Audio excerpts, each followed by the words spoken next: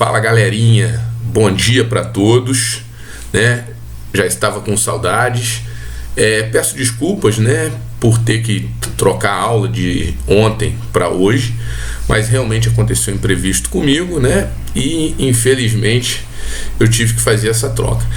Hoje eu estou testando uma nova câmera, né, que eu estou querendo usar nas videoconferências de semana que vem e gostaria de um feedback de vocês para ver se a aula ficou legal, se a resolução ficou boa, se ficou ruim, né? Depois me manda esse feedback depois da aula, para mim saber se eu devo, né, se eu vou poder usar. Vou pedir desculpa a vocês antecipadamente se o Igor, meu filho, entrar correndo aqui, mas eu acabei ficando sozinho com ele hoje. A minha esposa foi levar a minha sogra, minha mãe, para poder vacinar da gripe. Então hoje está meio complicado aqui em casa, né? Mas vamos tentar fazer uma aula bacana. Qual que é a ideia da aula de hoje? Nós vamos fazer uma introdução sobre a bioenergética, tá? Introdução sobre a bioenergética. Vamos falar de alguns pontos importantes que eu preciso para que vocês entendam essa matéria. E vamos também iniciar, né, os processos de obtenção de energia pelo ser humano. Começando aqui, né, a usar as nossas avançadíssimas técnicas gráficas na aula. Metabolismo, né? O que nós chamamos de metabolismo? O metabolismo é o conjunto de reações químicas que acontece no hialoplasma das células, tá? Que permite manter a célula viva, que permite o funcionamento da célula. Como vocês viram aqui no nosso material escrito, metabolismo pode ser subdividido em anabolismo, catabolismo. Tá? Anabolismo, reações de síntese. Catabolismo, reações de quebra. Anabolismo utiliza energia. Catabolismo libera energia. Anabolismo, reações construtivas. Catabolismo, reações destrutivas. Uma reação anabólica, ela pega compostos pobres em energia, fornece energia a esses compostos, tá? Esses compostos reagem entre si, se unem e formam compostos ricos em energia, tá? Um bom exemplo, tá, seria a fotossíntese, produzindo moléculas de glicose a partir de água e gás carbônico. Água e gás carbônico, compostos pobres em energia. Fornecimento de energia luminosa, produção de glicose. Glicose, composto rico em energia. Um bom exemplo de catabolismo seria justamente a quebra dessa glicose, tá? Utilizando o oxigênio, por exemplo, formando moléculas de gás carbônico e água. Ou seja, respiração celular libera a energia da glicose, que será utilizada na construção, produção de moléculas que a célula vai utilizar como fonte de energia. Tranquilo? Beleza? Então vamos fazer uma recapitulação rápida. Metabolismo, conjunto de reações químicas que ocorrem no hialoplasma da célula. O metabolismo pode ser do tipo anabolismo, quando essas reações forem de síntese, produção, utilizando energia para isso. O metabolismo pode ser do tipo catabolismo, quando essas reações forem de quebra, tá? Você vai quebrar moléculas ricas em energia e liberar essa energia. Tranquilo? Beleza? Agora, dando continuidade à nossa aula e às nossas avançadíssimas técnicas gráficas, eu preciso que vocês tenham uma noção disso aqui. AMP, ADP e ATP. Tranquilo? Beleza? O que eu quero que vocês entendam? Então presta atenção. Eu tenho aqui uma base nitrogenada, no caso a adenina. Eu tenho aqui uma pentose, tá? Ou seja, um carboidrato, no caso aqui a ribose. Ligando a base nitrogenada adenina na pentose ribose, nós formamos um composto chamado de adenosina, tá? O que eu vou fazer agora? Vou ligar radicais fosfatos na adenosina. Então, se eu ligo um fosfato na adenosina, eu tenho um AMP, adenosina monofosfato. Se eu ligo mais um radical fosfato, tá, no AMP, eu formo um ADP, adenosina difosfato. E se eu ligo mais um radical fosfato no ADP, eu tenho adenosina trifosfato. Qual que é a grande sacada dessa molécula? Essa ligação aqui, ó, essa ligação. E essa ligação são ligações que, para ocorrer, necessitam de uma grande quantidade de energia, tá? E são reações que, quando quebradas, são ligações que, quando quebradas, liberam uma grande quantidade de energia. Então, esses compostos funcionam como verdadeiras baterias que fornecem energia para as atividades celulares. Então, eu quebro a glicose, libero a energia da glicose e ligo um fosfato ao ADP, formando um composto chamado de ATP, trifosfato de adenosina. E a energia liberada da quebra da glicose vai ficar armazenada aqui, ó, nessa ligação. Quando a nossa célula necessita de energia para o trabalho celular, o que a nossa célula faz? Ela quebra essa ligação aqui, liberando um radical fosfato do ATP, formando um ADP. E a energia liberada será utilizada no trabalho celular. Será utilizada para as nossas células transportarem substâncias na membrana, sintetizarem proteína, secretarem substâncias. Beleza? Tranquilo? Então, vamos dar uma recapitulada aqui. ATP, ADP, AMP, tá? Adenosina monofosfato, AMP, adenosina difosfato, ADP, adenosina trifosfato, ATP. Nós quebramos a glicose, liberamos energia da quebra da glicose e eu uso essa energia para colocar um radical fosfato no ADP, formando uma molécula de ATP, trifosfato de adenosina. Quando a nossa célula precisa de energia para poder quebrar uma substância, para poder construir uma substância, para poder transportar uma molécula na membrana plasmática, sintetizar proteína nos ribossomos, ela precisa de energia. De onde eu tiro essa energia? Eu pego a ATP, quebro a última ligação, libero um radical fosfato, tá? E eu tenho a molécula de ADP mais o radical fosfato liberado. A energia da ligação é liberada e a célula usa para o trabalho celular. Beleza? Tranquilo? Vamos dar continuidade aí. O que nós vamos falar agora? Nós vamos falar dos processos energéticos, tá? A chamada bioenergética. Envolve algumas reações bem conhecidas como fotossíntese, fermentação, respiração celular anaeróbica, respiração celular aeróbica, quimiossíntese. São processos que envolvem transferência de energia nas células. Vamos começar pelos mais fáceis, depois nós vamos para os mais complicados, tá?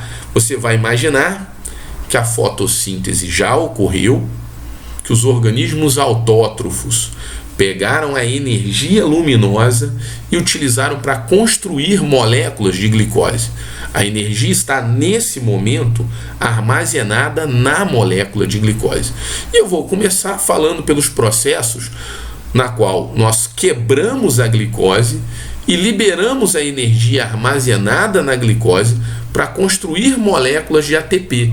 Moléculas essas que serão utilizadas no trabalho celular, tá? O primeiro processo energético que eu quero que vocês guardem, fermentação, tá? Então nós vamos falar da fermentação. Fermentação é o primeiro processo energético. Avançadíssimas técnicas gráficas falharam. Eu teria aqui, né, uma figura antes. Então agora sim, fermentação. Então vamos colocar aqui, ó, tipo especial de respiração celular anaeróbica. Cuidado, tá? A fermentação não é sinônimo de respiração celular anaeróbica. A fermentação é um tipo especial de respiração celular anaeróbica, tá? Por que um tipo especial? Porque na fermentação a glicose não será quebrada completamente. Na fermentação, esse processo de quebra parcial da glicose vai produzir subprodutos. Tranquilo? Beleza? Então, continuando aqui, ó, 2 tipos básicos de fermentação que eu quero que vocês guardem para a prova do Enem: a fermentação lática e a fermentação alcoólica, tá? Beleza, agora sim vamos, né, para aquela figura que eu gostaria de ter mostrado. Primeiro tipo, fermentação lática. Eu fiz aqui, ó, um resuminho do que vocês não podem esquecer a respeito de fermentação lática. Então eu tenho local de ocorrência hialoplasma das células, né, lá dentro do citoplasma. Rendimento energético, tá? Olha que interessante, a fermentação vai render apenas duas moléculas de ATP. Forma: ácido lático é um subproduto da fermentação e ocorre em células musculares humanas, bactérias como os lactobacilos. Então o que eu quero que vocês guardem? A fermentação, na verdade, né, ela envolve a primeira parte apenas da respiração celular aeróbica, tá? O que nós chamamos de glicólise, uma quebra parcial da glicose.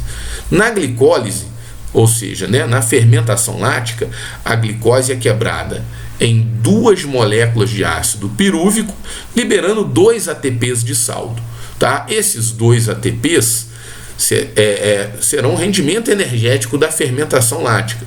E libera também íons H+, e elétrons, que serão utilizados na construção de moléculas transportadoras de elétrons.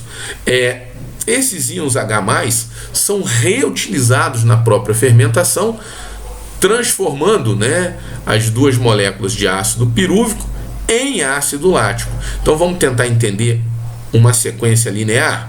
Glicose quebrada em 2 moléculas de ácido pirúvico ou piruvato, libera 2 ATPs de saldo energético, íons H+. Esses íons H+ são utilizados na própria reação para transformar as 2 moléculas de ácido pirúvico ou piruvato em 2 moléculas de ácido lático ou lactato. Beleza? Tranquilo? Ela ocorre nas células musculares quando você faz um exercício muito intenso, né? Imagina uma contração e um relaxamento do músculo de forma muito intensa.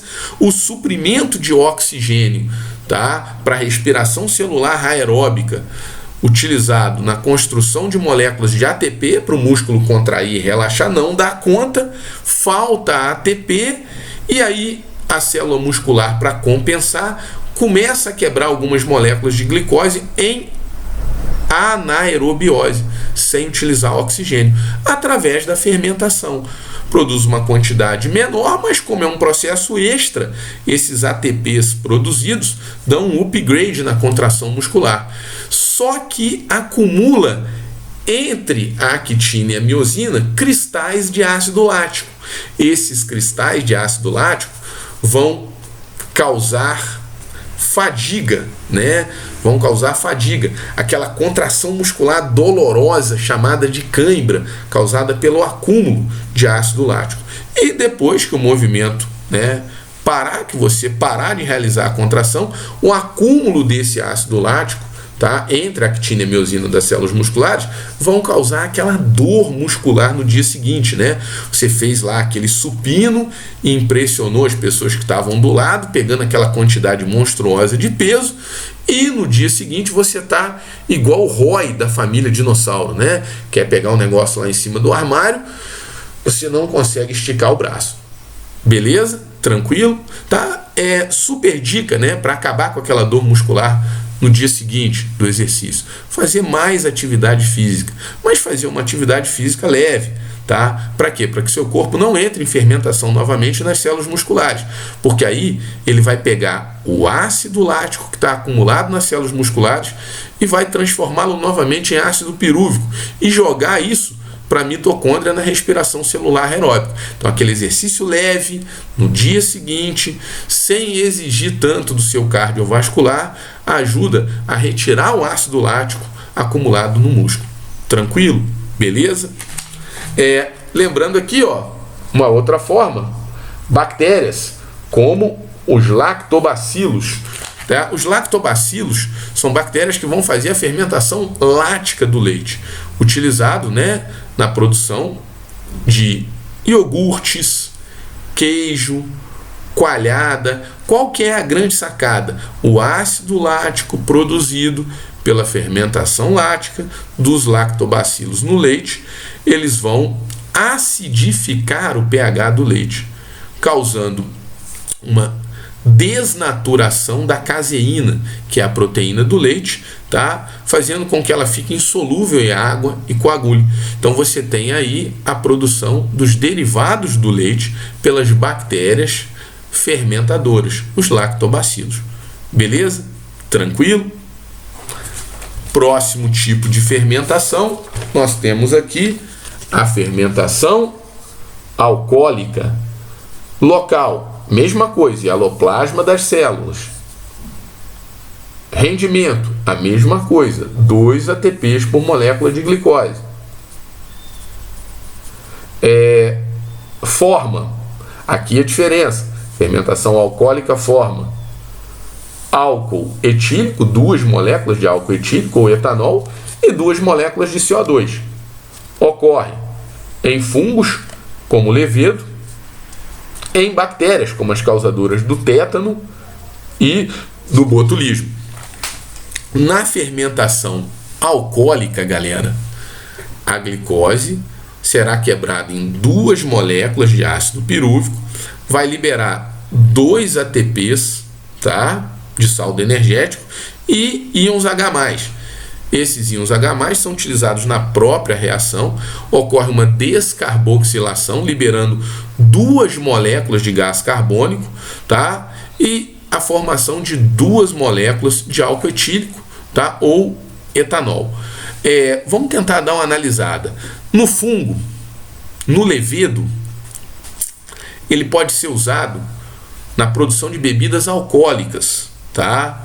Fermentação de algumas substâncias, como por exemplo suco de uva, produção do vinho, a cevada, produção da cerveja, fermentação e destilação, né, posterior do caldo de cana, vai formar bebidas alcoólicas como a cachaça, vai formar álcool combustível, tá? Então, muito importante na utilização, na produção de bebidas alcoólicas e de álcool combustível. Mas também, galera, vai ser usada na produção de pães e bolos. Então você imagina o seguinte, você vai jogar o fermento da massa do bolo, ele vai quebrar a glicose do carboidrato da massa do bolo, vai produzir álcool etílico e vai liberar gás carbônico. As moléculas de gás carbônico vão ficando aprisionadas na massa, que tem uma liga, tá? E vão fazendo a massa inflar. Então é o gás carbônico liberado na fermentação alcoólica que faz a massa do pão, do bolo crescer. Ah, professor, então libera álcool também na produção do pão e do bolo? Libera, galera. Mas infelizmente esse álcool evapora quando você assa o pão, quando você assa o bolo. Beleza? E guarda.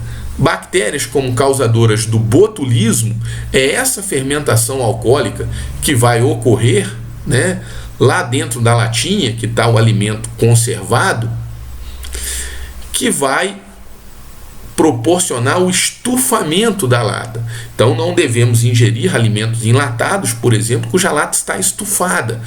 É um grande indício que ali dentro pode ter tido contaminação com bactérias causadoras do botulismo. Então nós devemos evitar esse alimento. Tranquilo, galera? Beleza, espero que vocês tenham gostado, né, dessa videoaulazinha que eu gravei.